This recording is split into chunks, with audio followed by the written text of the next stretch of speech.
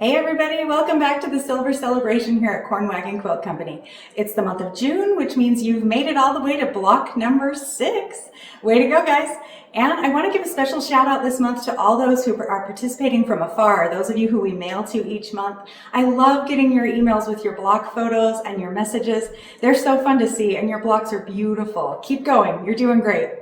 Are you ready to learn something new this month? Here we go. We're going to make 4 of the beautiful blocks you see right here. Let's get sewing. Most of the techniques that we'll be using for the month of June are things we have done before. For example, the half wrapped corner units, we used those in January. The square and a square centerpiece we have here, we did those in March. So those are techniques you've already practiced and they should go pretty smoothly for you this month. The new thing this month are the flying geese units here. We'll make them the same as we have in the past, except we have this pretty little square we've added that adds a secondary pattern. When you step back and look at this block, it looks like the central star unit is laying on top of this beige square. It's a really nice touch. It was really fun to put together. And if it's any vote of confidence, I have never made flying geese this way. This is the first time for me and I did it. So if I can do it, so can you. Let's get started. In your kit for June, you will find 2 pieces of this pretty black floral, 1 piece of this tan floral, 1 piece of this great black dot that we've seen in the past, and 3 pieces of background. Now, because you have multiples of background and this black floral print, make sure that as you're cutting that you cut from the top of your instructions to the bottom and watch carefully which pieces you're cutting your subcuts from so that you have enough fabric. Now, another thing you're going to want to pay attention to is some of these cuts this month fall on the 7/8 mark on your ruler or the 5/8 mark. And if you're like me, you have a tendency to just look for those 1/4 inch lines and cut on those. That's kind of the default in the quilting world, but this time make sure you're paying attention to watch those smaller tick marks on your ruler for 7/8 or 5/8 increments, again, so that you're sure to have enough fabric. Now, should you make a mistake, as you know, we've told you in the past, we do have a few scraps at the shop. You can come in and get a replacement for free. We cannot always guarantee that we will have more of the same fabric, but we'll do our best to help you. So cut very carefully, use your fabric wisely. As you've learned, some of these pieces are really close, so be careful while you're cutting. Beginning with step A, let's make our half wrap corner units. Because we've made these in the past, I won't spend a whole lot of time on them here, but a little refresher might be helpful. These are the fabrics that you'll be using to create these corner units, and you'll simply take the smaller of the 2 background rectangles, place it on top of the black square, take a 1/4 inch seam along this edge, and when you open that up to press it, it will look like this. I chose to press my seams open, keeping the darker fabric towards the darker side and allowing those seams to lay nice and flat. Then you'll take the larger of the 2 background squares, place it along one edge, a consecutive edge so that it fits this long side, and take a 1/4 inch seam here. And when you open that up to press it, again, I press the seams open, you'll end up with your corner units like so. Easy peasy, step A complete. Moving on to step B, we have our square and a square center unit. And again, we've made these in the past, so I won't spend a whole lot of time, but let's just go over it briefly. These are the fabrics that you'll use for your square and a square units. And you'll begin by taking 2 opposite triangles. We're going to seam them to either side of this black square. Now, I'll give you a little tip here. When you seam square and a square units, it's important that these outer points line up across the block from each other. So I like to take these little triangles and just finger press to create a center mark.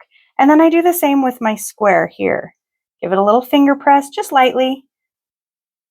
Open it up, and now you'll see I have a center point to work with. Again, I'll do another finger pressing here with this unit. And then when I take it to my machine, you'll see that I can line that center mark up, and I could put a little pin there. That might be helpful. And I can ensure that as I sew this 1/4 inch seam along here, that those center points on those 2 pieces of fabric stay aligned. And again, when I come to the opposite side, I can line that fold up. And you see how they line up here? That way you'll know that your points, when you open these up, will end up square across the block from each other. That's the one tricky part about sewing square and a square units this way, is ensuring that these points are equal to each other on opposite sides and create a straight line through the middle of that block. That way it will look square and fit into your finished block neatly. Once you have sewn the first 2 triangles to either side of the black square, you end up with a piece that looks like this. I chose to press mine towards the dark side, and I'll explain why in a moment.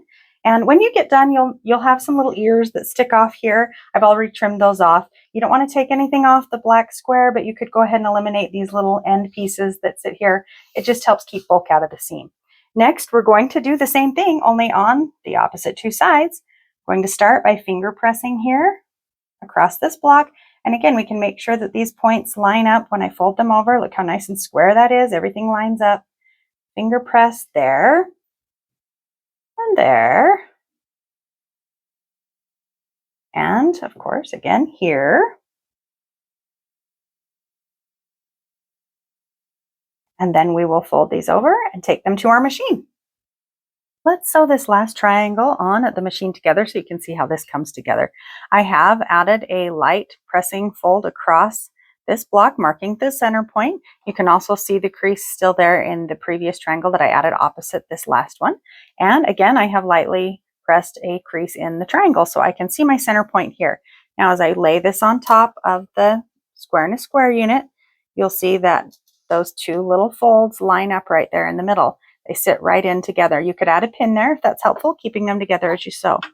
Now, when you bring this unit together under your machine, you'll notice that this little valley we have created here, as we've put the triangle on top of the other piece, that little valley should sit right about 1/4 of an inch in. So your seam allowance, your needle should drop right there in that little valley. Now, be sure to keep a nice, even 1/4 inch seam allowance as we sew. And if you do so, then by the end of this line here, you'll find that, again, your needle should be right in the valley of those 2 little fabrics there. And when we open that up, we'll see that that line that we've made, the crease that we made, follows straight across out to each point on either end, ensuring that our block is square. Now that we have all 4 of our triangles added, let's double check and make sure we're coming out square and at the right size. They should be 6.5 inches. So I'm using a 6.5 inch Creative Grid squaring ruler. And you know what? Not perfect, but not bad. I'm pretty happy with that. There is a line that demarks the center here, and I can see that it's intersecting my corner points pretty close. And I can also see that I have allowed 1/4 of an inch here on all 4 points to allow this to fall into my seam allowance when I put it into the block without cutting off my corners. So I am not unhappy with that. It's rare to have a square and a square block pieced this way come out exactly square. So you do need it close so that everything lines up neatly, but sometimes good enough is good enough. Let me go ahead and trim the rest of these little ears off. Again, making sure to leave 1/4 of an inch seam allowance on all of those corners. There's no need to square this block up because it comes out right on target. I just like to trim off those little ears to eliminate bulk in my seams. There we have our square and a square unit. Step B done. We are moving right along to step C. Let's make some geese with squares. These are the fabrics that we'll be using for each of our flying geese units. And we'll begin by taking one of our background triangles and lining it up with the tan square. Notice as I lay this across this corner here, that I'm making sure that everything lines up just right. When you're making these blocks, keeping these lines all squared together is really important to ending up with a square block at the end. We'll take that to our machine, take 1/4 of an inch seam allowance across there. We'll end up with a unit that looks like this. We'll press towards the background, and then we'll be ready to add the second background square. Now this time, we lined the square up with this corner before, so this time we're going to line it up with the opposite corner, like so. Again, making sure that everything is very square here and lining up just right. Let's go to our machine and take 1/4 of an inch seam allowance here. Let's go ahead and sew our second triangle on together. We're going to line our background square up with the corner opposite that which we did on our first triangle. Let's take our background square, align it in the corner of the tan square there, making sure everything is perfectly lined up in that corner. We'll go ahead and take 1/4 of an inch seam here. And like we found with our square and a square unit, we take our 1/4 of an inch seam and it's nice and steady. This little valley that we're creating right here in the fabric overlap is where our needle should drop when we're finished. That's, again, another great way to make sure that your seam allowance is staying straight and tidy, and it will give you the straight line that we're hoping to have across here.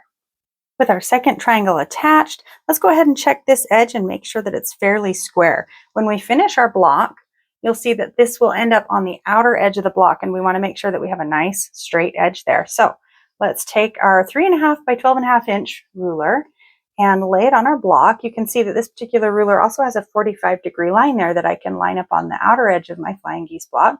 And how did I do? Oh, not too shabby. I'm okay with that.